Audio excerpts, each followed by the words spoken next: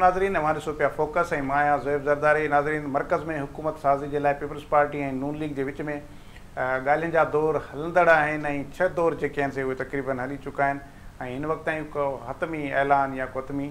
फ़ैसिलो साम्हूं अची न सघियो आहे। इन हवाले सां अॼु पीपल्स पार्टी जे चेयरमैन बिलावल भुट्टो ज़रदारी साहिबु सुप्रीम कोर्ट ॿाहिरियां मीडिया सां ॻाल्हाईंदे चयो त असां पंहिंजनि शर्तनि ते मुस्लिम लीग नून खे वज़ीर आज़म लाइ वोट ॾींदासीं ऐं हुन चयो त इहो कीअं थो थी सघे त वोट जी ज़रूरत बि नून लीग खे हुजे ऐं शर्त बि नून लीग जा हुजनि। त हुन चयो त मां पंहिंजनि शर्तनि मूजिबि ई जेको आहे उहो वोट ॾींदुसि। उन सां गॾोगॾु उनखां जॾहिं को इस्टेब्लिशमेंट जे लाॻापनि जे हवाले सां या हुन सां थियल मुलाक़ातनि जे हवाले सां सवाल कयो त बिलावल भुट्टो ज़रदारी साहिबु चयो त कंहिं बि माण्हू वटि कहिड़ा सबूत आहिनि त मूं इस्टेब्लिशमेंट सां का सौदेबाज़ी कई आहे या को हुननि सां को सौदो कयो आहे। उन सां गॾोगॾु अॼु हिकिड़ी ॿी जेका सिंध जे हवाले सां अहम ख़बर आहे त इलेक्शन कमीशन जेके बि नवां चूंडियल मेंबर आहिनि उन्हनि जो गज़ेट नोटिफिकेशन जारी करे छॾियो आहे ऐं उहो गज़ेट नोटिफिकेशन सिंध असेंबली जे सेक्रेटरी खे मौसूल बि थी वियो आहे। ऐं हाणे इहो स्पीकर ऐं या गवर्नर जेको आहे उहो हाणे कंहिं बि वक़्तु इहो इजलास सिंध असेंबली जो सॾाए सघे थो। ऐं मुंहिंजे ख़्याल में त असल सिंध जा मामला एॾा ॾुखिया कोन्हनि छाकाणि त पीपल्स पार्टी वटि हिकिड़ो वाज़े मैंडेट आहे। पर फ़िलहालु पीपल्स पार्टी जो फोकस मर्कज़ वारी हुकूमत आहे तंहिंजे करे जेका सूबाई जेका मेन क़यादत आहे ऐं जेका मर्कज़ी क़यादत आहे उहा इस्लामाबाद में मौजूदु आहे ऐं नून लीग जे वफ़दनि में पीपल्स पार्टी जे वफ़दनि में मुलाक़ातूं हलंदड़ आहिनि। पर अञा ताईं को हतमी ऐलान न पियो थिए की के ज़रूरु कंहिं कुझु शयूं आहिनि जिन ते डेडलॉक बरक़रार आहे। इन ई मौज़ू ते असां गुफ़्तगू कंदासीं। अॼु मूंखे स्टूडियो में जॉइन कयो आहे ख़दीजा राठौड़ एंकर पर्सन आहिनि तज़िए निगार आहिनि ऐं शबीर लाशारी उहे बि असांजा चीफ रिपोर्टर बि आहिनि सीनियर सहाफ़ी आहिनि उन सां असां ॻाल्हि ॿोल कंदासीं। शबीर तव्हां खां पहिरियां मां शुरू कयां तव्हां वटि छा मालूमात आहे त नून लीग जे विच में ऐं पीपल्स पार्टी जे विच में 6 दौर थिया आहिनि अॼु 6हों दौर आहे त छा सबबु आहिनि जो ॻाल्हियूं कामयाबु न पियूं थियनि या वरी ॻाल्हियूं कामयाबु थी रहियूं आहिनि कुझु नुक़्तनि ते इतफ़ाक़ थी रहियो आहे बाज़ाब्ता ऐलान जेको आहे उहो थियणो आहे तंहिंजे करे जेसीं ताईं समूरियूं शयूं फाइनल न थींदियूं एसीं ताईं डिस्क्लोज़ न थींदियूं या वरी की वाक़ई को डेडलॉक आहे जंहिंजे करे एतिरो मामिलो डिघो थी वियो आहे। महिरबानी ज़ोएब साहिबु जेसि ताईं असांजा इतला आहिनि त अॼु जेको आहे सम्झो त हीअ ॻाल्हियुनि जो फाइनल दौर हूंदो। यकीननि ही जेके ॻाल्हियूं थियूं आहिनि उन्हनि ॻाल्हियुनि दौरान कुझु शयूं अहिड़ियूं आहिनि जेके तय थियणियूं ऐं तय थियनि पियूं। उनमें मिसाल तौरु जीअं आऊं तव्हांखे ॿुधायां पाकिस्तान पीपल्स पार्टी जो जेको रहियो आहे त हाणे असां वफ़ाक़ी जेका हुकूमत आहे उनजो हिसो न हूंदासीं वफ़ाक़ी हुकूमत में वज़ारतूं न वठंदासीं पर उन सां गॾोगॾु सदर ममलिकत जो उहिदो ऐं क़ौमी असेंबली जे स्पीकर जो उहिदो ऐं ॿिनि सूबनि जा गवर्नर जेके आहिनि उन्हनि जा उहिदा ऐं प्लस में सेनेट चेयरमैन वारो जेको उहिदो आहे उहो असांखे ॾिनो वञे ऐं उन ते असांजे ज़रिया जेसि ताईं ॿुधाइनि था त हिन वक़्त ताईं जेके ॻाल्हियूं आहिनि तक़रीबन अची फाइनल ते पहुतियूं आहिनि। नून लीग चाहे थी त सेनेट चेयरमैन वारो जेको उहिदो आहे उहो असां न ॾियूं पर पाकिस्तान पीपल्स पार्टी जो चवणु आहे त असां ग़ैर मशरूत तौरु जॾहिं तव्हांखे वज़ीर आज़म जो वोट ॾियूं था तव्हांखे सपोर्ट कयूं था का बि वफ़ाक़ी हुकूमत में वज़ारत नथा वठूं त इहे उहिदा जेके आहिनि उहे असांखे ॾिना वञनि। बाक़ी नून लीग जेको आहे स्पीकर वारो जेको उहिदो आहे क़ौमी असेंबली जे स्पीकर वारो ऐं सदर वारो उहो उहिदो ॾियण ते राज़ी थी वई आहे। ॿिया कुझु मामला जेके आहिनि जिन ते ॻाल्हियूं हलंदड़ आहिनि ज़रीन जो चवणु आहे त ख़ासि तौर ते नून लीग चाहे थी त उन सां गॾु जेके इतिहादी अचनि पिया सरकार में अॻिते हली वफ़ाक़ी सरकार खे जेके ॾुखिया फ़ैसिला करणा पवनि ख़ासि तौर ते जेके ॾुखिया फ़ैसिला ॾुखिया स्टेप ईंदा उन में जेका ख़ानगाइण हूंदा इदारा ख़ानगाइण वारा जेके मामला आहिनि छाकाणि मुल्क जी जेका मईशत जी जेका सूरत हाल आहे उहा ॾाढी ख़राबु आहे थी सघे थो कुझु ॾुखिया फ़ैसिला करणा पइजी वञनि। उन ते हू पाकिस्तान पीपल्स पार्टी पंहिंजनि इतिहादियुनि सां इहो तय करणु चाहे थी त अॻिते हली जॾहिं बि के ॾुखिया फ़ैसिला करणु वञूं त उन में असांजा जेके इतिहादी आहिनि या जेके असांखे सपोर्ट कनि पिया उहे हर्डल्स न बणिजनि। हिन वक़्तु उहे शयूं जेके आहिनि उहे तय थियणु घुरिजनि पर पाकिस्तान पीपल्स पार्टी जो हिते मौक़िफ़ जेको आहे उहो चिटो आहे त हू इदारनि खे ख़ानगाइण वारी जेका पॉलिसी आहे उनजे मुकमल तौर ते ख़िलाफ़ु आहिनि। मुंहिंजे ख़्याल में जिते आइनी उहिदनि जूं ॻाल्हियूं हलनि पियूं उते इहे ॻाल्हियूं बि हलनि पियूं त अॻिते जेको रोड मैप हूंदो हुकूमत जो उहो कहिड़ो हूंदो ऐं किथे किथे जेके आहिनि उहे जेके फ़ैसिला करणा हूंदा त उहे कीअं करणा पवंदा। बहरहाल अॼु जेको आहे उहो फाइनल थी वेंदो मुंहिंजे ख़्याल में आख़िरी इहो ॻाल्हियुनि जो दौरु हूंदो। उनखां पोइ पाकिस्तान पीपल्स पार्टी सिंध ॾांहुं ईंदी ऐं हिते बि हुकूमत साज़ी जो मरहलो आहे शुरू मुकम्मल थींदो। अच्छा ख़दीजा आप क्या लगता है कि क्या इस तरह के मामलात हैं कि अभी तक डिले है मरकज़ की हुकूमत बनने नहीं जा रही? खैर अभी हमारे पास वैसे टाइम तो है अभी वहाँ का भी गज़ेट नोटिफिकेशन नहीं हुआ जब वो गज़ेट नोटिफिकेशन होगा उसके बाद सदर मुमलिकत कॉल करेंगे लेकिन यही है कि वो 27, 28, 29 तक ज़्यादा ये जो है वो ये इजलास नेशनल असम्बली का कॉल हो जाएगा। लेकिन अभी भी मरकज़ की हुकूमत के हवाले से कोई वाज़ेह मामला नहीं नज़र आ रहे, तो क्या असबाब हो सकते हैं? या यही है कि मामला तय हो गए हैं और मरहलावार हो रहे हैं क्योंकि अभी दिन हैं तो इसलिए उनको एक्सपोज नहीं किया जा रहा या उनका ऐलान नहीं किया जा रहा? सबसे पहले तो बहुत शुक्रिया ज़ोएब ज़रदारी साहब। देखिए, सिलसिला कुछ ऐसे होने जा रहा है, जो हमारी बातचीत हो रही है और ज़राए से जो हमें मालूम पड़ता रहता है वो ये है कि पहले तो ये था कि बिलावल भुट्टो साहब जो है वो वज़ीर आज़म बने। फिर उसके बाद बात ये हुई कि 2 साल नून लीग को वज़ीर आज़म बना, नून लीग के जो नवाज शरीफ साहब है, शहबाज शरीफ साहब है, वो वज़ीर आज़म बने। फिर 2 साल जो है वो हम बिलावल भुट्टो साहब को वज़ीर आज़म बना दें। इसमें जो नुकसान हो रहा था वो पाकिस्तान पीपल्स पार्टी का हो रहा था, क्योंकि आप सब जानते हैं कि जब इलेक्शन के दिन करीब आते हैं तो आखिरी का जो साल होता है उसकी परफॉर्मेंस के ऊपर जो है वो वोट पड़ता है। अब पीपल्स पार्टी अपनी जगह बिल्कुल ठीक थी कि जो रायता, जो गंद आप फैलाएंगे नून लीग, उसमें हमें हाँ जी कहना पड़ेगा। फिर जब इलेक्शन का वक्त आएगा, जब सारी चीज़ें हमारे हाथ से निकल जाएंगी और जब बिलावल भुट्टो साहब प्राइम मिनिस्टर होंगे तो उनके हाथ में कुछ नहीं रहेगा और पाकिस्तान पीपल्स पार्टी को उस हिसाब से वोट नहीं पड़ेगा, तो ये चीज़ तो उन्होंने कैंसिल कर दी। फिर उसके बाद पाकिस्तान पीपल्स पार्टी ने कहा कि ठीक है, हम नून लीग के साथ ज़रूर हैं लेकिन हम जो है वजारतें नहीं लेंगे। ये एक बहुत अच्छा इकदाम था जो पाकिस्तान पीपल्स पार्टी ने किया, क्योंकि जरदारी साहब जो हैं वो एक नामवर सियासतदान हैं। लेकिन अब जो बहस फिर दोबारा हो रही है कि हम वजारतें ले लेंगे।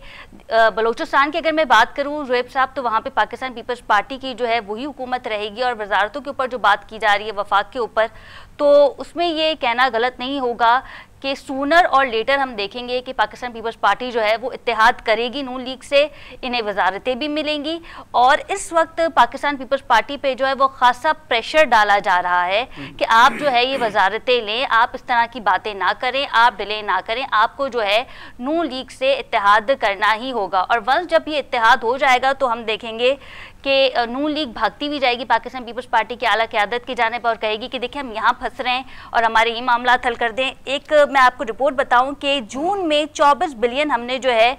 वो देने हैं और हम देखेंगे कि जून के महीने में जो है वो सुई गैस की कीमतों में इजाफा कर दिया जाएगा, वो बिजली की कीमतों में इजाफा कर दिया जाएगा। अब इन्होंने जाते जाते निगरान हुकूमत से कहा कि भाई ये जो बंदूक है ये हम आपके कंधे पे रखते हैं और आप जो है इन चीज़ों में इजाफा कर लें। तो ये जून में ये सारी चीज़ें कैसे पॉसिबल होंगी कि आप जो है जो नई हुकूमत है उसको बहुत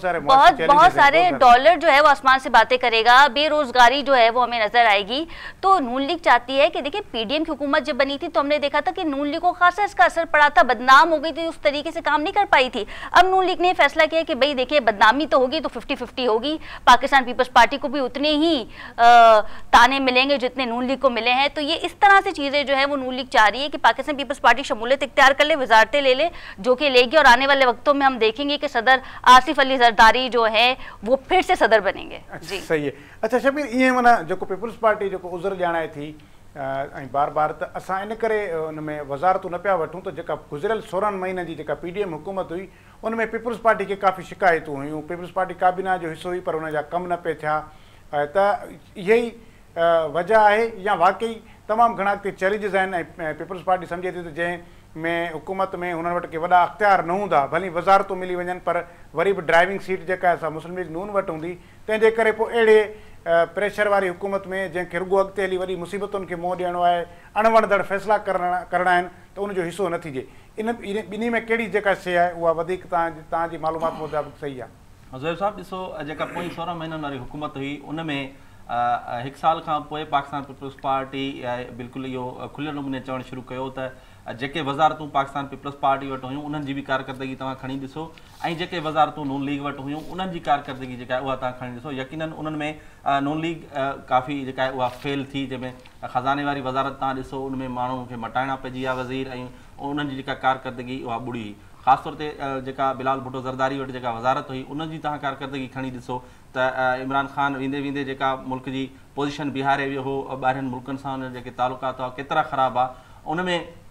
बिलाल भुट्टो जेका महिनत कई उनजो जेके असांखे काफ़ी समरात ऐं जेके उहे असांखे नतीजा मिलिया ॿोॾि दौरान ख़ासि तौर ते तव्हां ॾिठो पूरी दुनिया जेको आहे पाकिस्तान सां गॾु बीठी ऐं पाकिस्तान जी मदद कई ऐं पूरी दुनिया जा जेके मुल्क हुआ उहे हिकु दफ़ो ॿीहर उन्हनि पाकिस्तान ॾांहुं जेको आहे दोस्ती जो हथु वधायो। मजमूई तौर ते पाकिस्तान पीपल्स पार्टी जो चवणो हो त शहबाज शरीफ़ जेको एज़ ए वज़ीर आज़म हुयो उहो असांजी ॿुधण लाइ तयारु न हो। नतीजे तौरु इहे जेके 16 महीना रहिया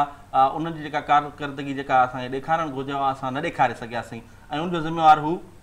नून लीग खे ॾियनि था। हाणे जेका ईंदड़ वक़्त जी जेका ॻाल्हि आहे यकीनन उन में इहा पेशकश कई वई पाकिस्तान पीपल्स पार्टी खे त 3 साल असां था कयूं 2 साल तव्हां कयो, पर पाकिस्तान पीपल्स पार्टी इहो क्लियर कट चयो आहे गुज़िरियल ॾींहुं जेको जलसो हुयो ठटे में बिलावल भुट्टो ज़रदारी जो, उते बि हुन इहो चयो त असांखे इहा ऑफर थी आहे पर असां इहा ऑफर अवेल न कंदासीं। असांखे जेकॾहिं वज़ीर आज़म थियणो ई आहे या वफ़ाक़ी सरकार जेकॾहिं असांखे ठाहिणी आहे त असां हिकु दफ़ो ॿीहर अवाम वटि ईंदासीं ऐं असां अवामी मैंडेट सां ईंदासीं, कंहिंजे कुल्हनि ते सवार थी न ईंदासीं या कंहिं इतिहादी सरकार जो हिसो बणिजी न ईंदासीं।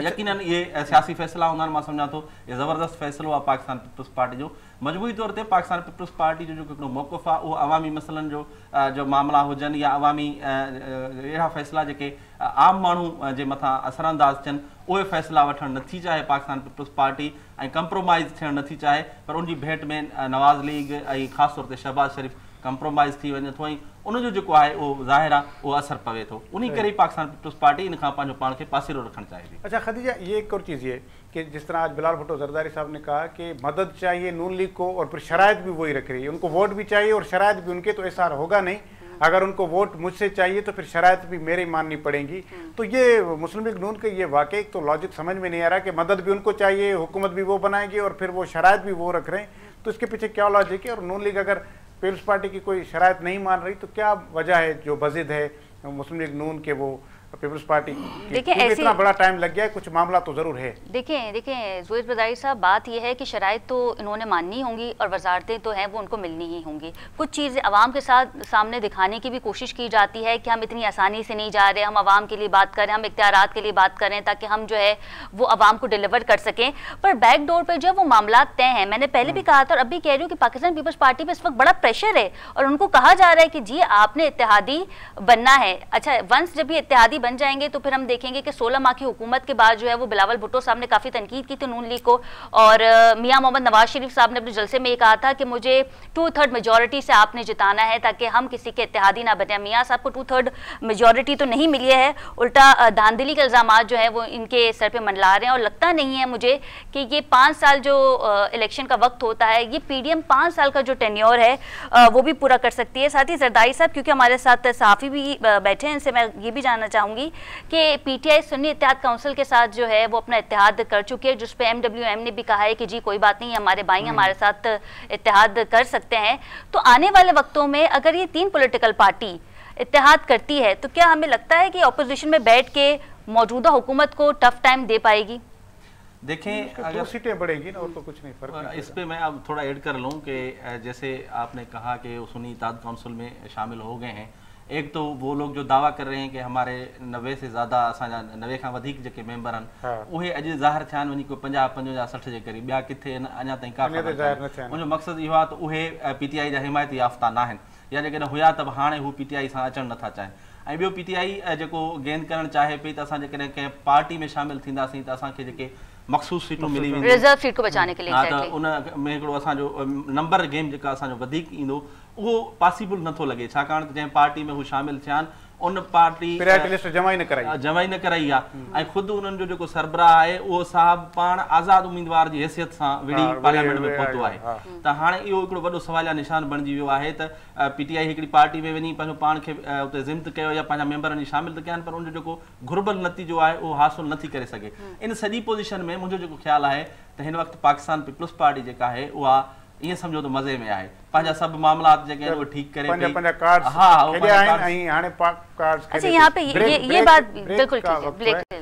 ब्रेक वठंदा, ब्रेक खां पोइ असांजी वरी इन मौज़ूअ ते गुफ़्तगू जारी रहंदी।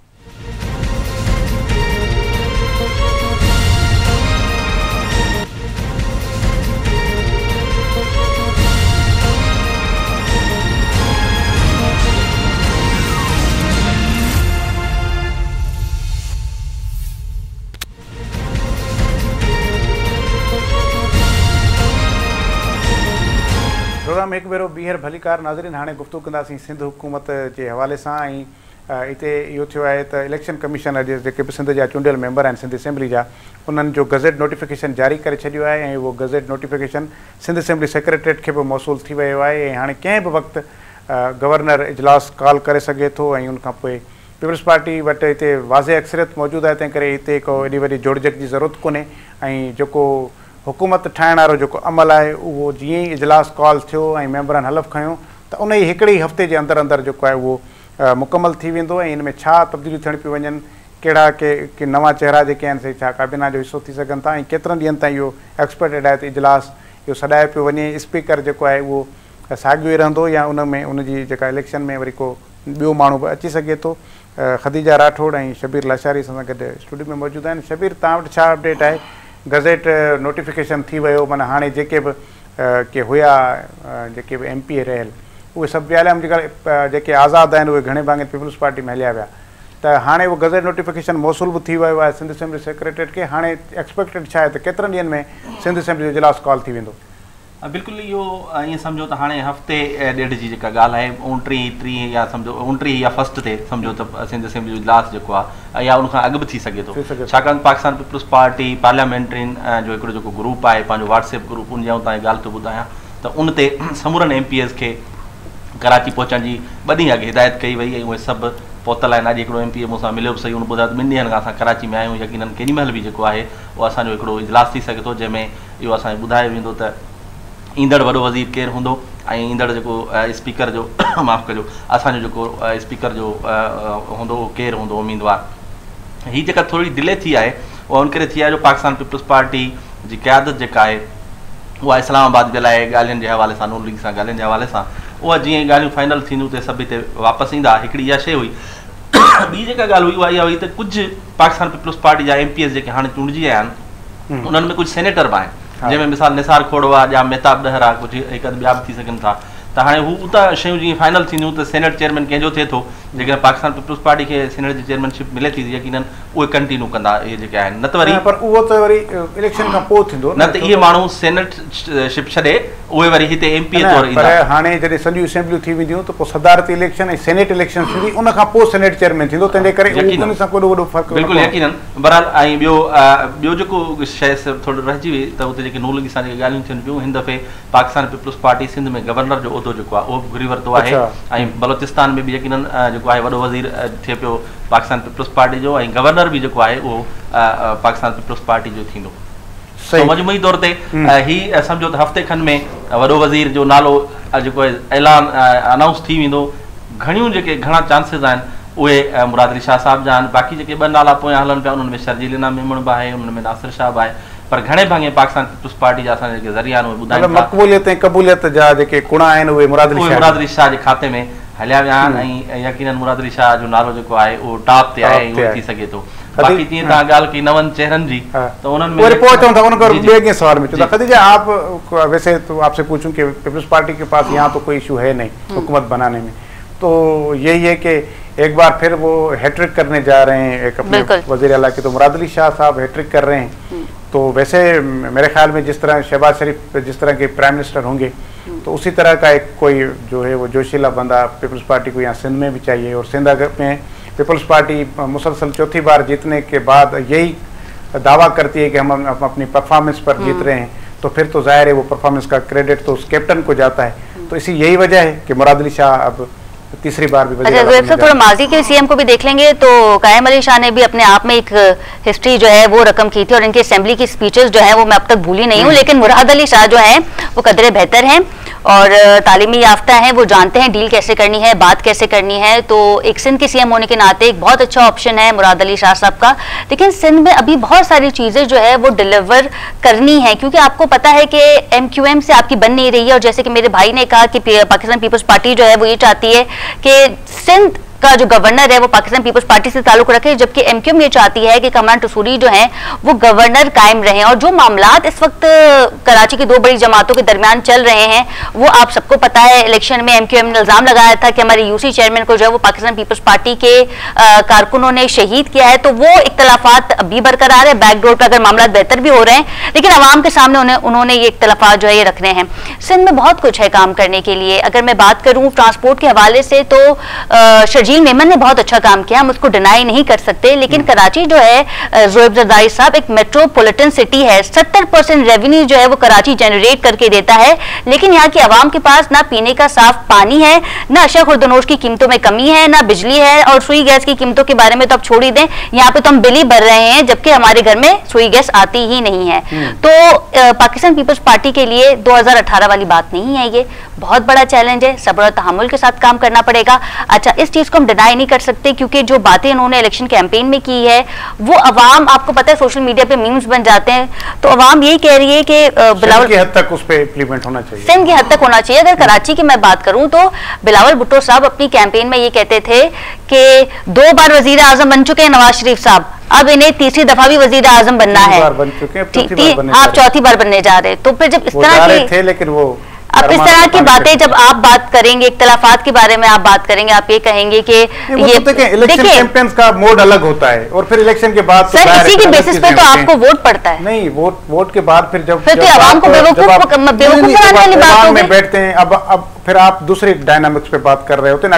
अगर पीपल्स पार्टी को 2/3 मेजोरिटी मिल जाती तो फिर तो हम सब पूछते कि भाई अब आप इस मंशूर पे काम करें। अब थोड़ा बहुत जिस तरह का भी है वो मैंडेट मिला, और फिर इस वजह से हम ये देखेंगे कि पाकिस्तान पीपल्स पार्टी कहेगी कि वफाक से हमें बजट नहीं आ रहा, वफाक हमारी बात नहीं सुन रहा, कराची का पानी चोरी किया जा रहा है, और फिर बिलावल भुट्टो साहब कहेंगे कराची को कराची का हक नहीं दिया जा रहा। तो फिर ये मखलूक हुकूमत ज्यादा देर तक नहीं चलने वाली है। ये कोलैबोरेशन की हुकूमत का हाल वही होगा। ये PDM 2 है, PDM 1 हम ऑलरेडी देख चुके हैं और ये PDM 2 है। और ये कहना देखें ज़रदारी साहब गलत नहीं होगा कि बानी PTI जो है कैदी नंबर 804 वो कैद में रह के, वो जेल में रह के भी टफ टाइम दे सकते हैं इस मौजूदा हुकूमत को। लेकिन अब वो यही डिपेंड करता है कि वो असेंबली में बैठकर 50 दौरे तो being a foreign minister Bilawal Bhutto साहब ने तो 50 दौरे अपनी हुकूमत में किए। देखिए मैं उनके कोई खिलाफ नहीं हूँ, मैं समझती हूँ, मैं देखें नहीं ज़रदारी साहब ये कहने वाली बातें हैं। मैं आपको एक चीज बताऊं, देखिए मैं उनके कोई नेगेटिव नहीं हूं, उनके खिलाफ नहीं हूँ। बिलावल भुट्टो साहब जो है वो नौजवान है और हम खुद चाहते हैं कि हमारे मुल्क का प्राइम मिनिस्टर एक नौजवान हो जो हमारे मुल्क की भागदौड़ को संभाल सके, क्योंकि इस मुल्क में बहुत मसले हैं, कर्जों के तले जो है वो हम दबे हुए हैं। लेकिन कुछ चीजें पाकिस्तान पीपल्स पार्टी की हम डिनाई नहीं कर सकते। करप्शन को आप ये नहीं कह सकते कि करप्शन जो है वो पाकिस्तान पीपल्स पार्टी ने नहीं की है। मुझे GDA के सरबराह ने अपने इजलास में कहा था कि अगर इमरान खान चोर है क्योंकि उसे तोशा खाना के जो गिफ्ट्स हैं वो रखे हैं, वॉट जो भी है, तो अगर वो चोर है तो फिर सब चोर है। और मुझे उनका जो है वो ये अल्फाज याद है। तो वो तो ठीक है, वो तो एहसास तो सबका होना चाहिए। अच्छा शबीर पाण वरी अचूं सिंध हुकूमत जी फॉर्मेशन जी तरफ़ केर अचे पियो ॿियो, मतलब CM जे बारे में तो ख़बर पइजी वई है, स्पीकर केर पियो थे, डिप्टी स्पीकर या वरी हेठि वज़ारतुनि जे हवाले सां कंहिंजा इंटरव्यू पिया थियनि या कहिड़ा जेके आहिनि उहे शेरवानी सिबराए वेठा आहिनि। बिल्कुलु हिन वक़्तु ज़ाहिर आहे सॼी सिंध में इहो हिकिड़ी हलचल आहे त वॾो वज़ीर केरु पियो थिए, काबीना में केरु हूंदा, स्पीकर केरु पियो थिए, अपोज़िशन में केरु हूंदो। यकीनन हिन वक़्तु ताईं वॾे वज़ीर जो पाण डिस्कस करे चुकासीं। हाणे निसार अहमद खोड़ो भी हिन ऐवान में हूंदो जेको अॻु में स्पीकर रही चुको आहे, सीनियर वज़ीर भी रही चुको आहे। कुझु ज़रियनि जो इहो ख़्यालु आहे त हिन वक़्तु आगा सिराज दुरानी खे शायदि जेको आहे थोरो तब्दील करे निसार खोड़े खे स्पीकर आंदो वञे। आगा साहब जो ख़्यालु आहे त मूंखे मकानी खातनि वारी जेका वज़ारत आहे उहा ॾिनी वञे। उहा ज़ाहिर आहे फ़ैसिलो क़यादत खे करिणो आहे, थी सघे थो या नथो थी सघे अलॻि ॻाल्हि आहे, पर इहे शयूं डिस्कस थियनि पियूं, थी सघे थो। ऐं उनखां अलावा अपोज़िशन लीडर केरु हूंदो, अपोज़िशन में केरु वेंदो, यकीनन MKM हिन वक़्तु जेको आहे जनरल सीटुनि ते 26 खां 28 सीटूं जेके आहिनि उहे कढी आई आहे। ऐं अपोज़िशन मुंहिंजे ख़्याल में MKM ई कंदी। MKM जा 2-3 जेके नाला आहिनि चेहरा आहिनि उन्हनि जो नालो गर्दिश करे पियो, जंहिंमें मोहम्मद वसीम आहे या जेको आहे अली खुर्शीदी आहे, उन्हनि मां को अपोज़िशन लीडर जेको आहे उहो थी सघे थो। गॾोगॾु सिंध काबीना जे हवाले सां बि जेको आहे काफ़ी ख़बरूं गर्दिश कनि पियूं त हिन वक़्तु जेका काबीना ठहंदी उन में घणा माण्हू शामिल हूंदा, नवां कहिड़ा चेहरा शामिल हूंदा। यकीनन ही चयो पियो वञे त वॾे वज़ीर सां गॾु 12 रुकनी जेका पहिरीं काबीना आहे उहा कसम खणंदी, जंहिंमें मिसाल तौरु नासिर शाह, शरीना मेमून, सईद गनी इहे त हूंदा ई हूंदा, सरदार शाह, इस्माइल राहू, पर उन में हिकु अधु जेके आहिनि उहे नवां चेहरा जेके आहिनि उहे शामिल थी सघनि था। उहे पहिरें मरहले में या ॿिए फेज़ में बि थी सघनि था, जिन में मिसाल तौरु पंहिंजो तव्हांजो हालार वसाण जेको आहे उहो थी सघे थो। वसाण ज़ाहिर आहे मंज़ूर वसाण वारा इहे थींदा रहिया आहिनि। उनखां अलावा कुझु ॿिया जेके नवां चेहरा आहिनि जिन में शिराज राजपरा, महबूब बिजाराणी, शबीर बिजाराणी जो भाउ आहे, मिसाल तौरु अहिड़े क़िस्म जा जेके नवां चेहरा आहिनि उहे अची सघनि था। औरतुनि मां बि हिकु ॿ जेके आहिनि नवां चेहरा हिन काबीना में शामिल थी सघनि था। पर ज़ाहिर आहे इहे शयूं अञा उन प्रोसेस में आहिनि, मुकमल न थियूं आहिनि। आहिस्ते आहिस्ते जीअं शयूं थींदियूं। अच्छा, हीअ जेको हिन में जेके मखसूस आहिनि उहे बि त हाणे थी वियूं, उहे बि नोटिफिकेशन में अची वियूं मखसूस? बिल्कुलु, हीअ जीअं गज़ेट थींदो आहे त तीअं मखसूस थी वेंदियूं आहिनि। 20 खां 21 जेके आहिनि उहे मखसूस सीटूं जेके आहिनि औरतुनि जूं उहे पाकिस्तान पीपल्स पार्टी खे मिलियूं आहिनि। उन्हनि में काफ़ी नवां चेहरा बि आहिनि। हिन दफ़े ॾिसजे जीअं मिसाल अज़रा फज़ल पेचू उहा त यकीनन पहिरीं खेप में शामिल हूंदी, पर जेके नवां चेहरा हूंदा उन्हनि में तव्हांजी सादिया जावेद आहे, तव्हांजी तंज़ीला कमराणी आहे, आहिनि, पर उहे वज़ारतुनि जे लाइ छाकाणि कुझु ॿिया माण्हू जेके आहिनि उहे निकिरी विया, सीनियर जेके हुयूं औरतूं हाणे वरी जेके ॿियूं अचनि पियूं। ज़ाहिर आहे कुझु नवां उन में मिसाल जीअं तव्हांजी अरूबा राशिद रब्बानी आहे, कुझु ॿिया चेहरा आहिनि जीअं मट्टू आहे, मुश्ताक मट्टू जी न्याणी आहे, या आफ्ताब शोबान मीराणी जी न्याणी आहे। इहे नवां चेहरा आहिनि जेके हिन काबीना जो हिसो बणिजी सघनि था इम्कानी तौर ते। मतिलबु वरी बि के न के हद ताईं पाण खे कुझु काफ़ी नवां महर आहिनि उहे अची सघनि था। शिकारपुर जा महर आहिनि, उन्हनि जो को माण्हू जेको आहे उहो हुन में अची सघे थो। त इहे इम्कान आहे त इहे चेहरा असांखे ॾिसण। मतिलबु हाणे जेका सिंध हुकूमत जी फॉर्मेशन आहे उहा हाणे हफ़्ते 10 ॾींहंनि जे अंदरि जी कहाणी आहे, ऐं इहो जेको आहे सॼो प्रोसेस जेको आहे उहो मुकमल थी वेंदो। ख़दीजा राठौड़ तव्हांजी वॾी महिरबानी, शबीर लाशरी तव्हांजी वॾी महिरबानी। नाज़रीन, असां जेको प्रोग्राम में गुफ़्तगू कईसीं त वफ़ाक़ी सरकार जे हवाले सां ठाहिण जे हवाले सां बि पीपल्स पार्टी नून लीग में ॻाल्हियूं हलंदड़ आहिनि, मुसलसल दौर हली रहिया आहिनि, पर अञा ताईं को हतमी फ़ैसिलो न थी सघियो आहे। जॾहिं ॿिए पासे इलेक्शन कमीशन सिंध जे चूंडियल समूरनि मेंबरनि जो गज़ेट नोटिफिकेशन जारी करे छॾियो आहे, ऐं हाणे कुझु ई कलाकनि जे अंदरि हाणे इहो मामला वञी बीठा आहिनि त कंहिं बि वक़्तु इहो इम्कान आहे त सिंध असेंबली जो इजलास कॉल थी वेंदो, ऐं उनखां पोइ असेंबली जा जेके बि चूंडियल मेंबर आहिनि उहे हलफ़ खणंदा, ऐं उनखां पोइ स्पीकर, डिप्टी स्पीकर, ऐं पोइ सिंध जे वॾे वज़ीर जी उहा चूंड थी वेंदी। अॼु जो प्रोग्राम एतिरो ई, ॾींदा इजाज़त। अल्लाह वाहे।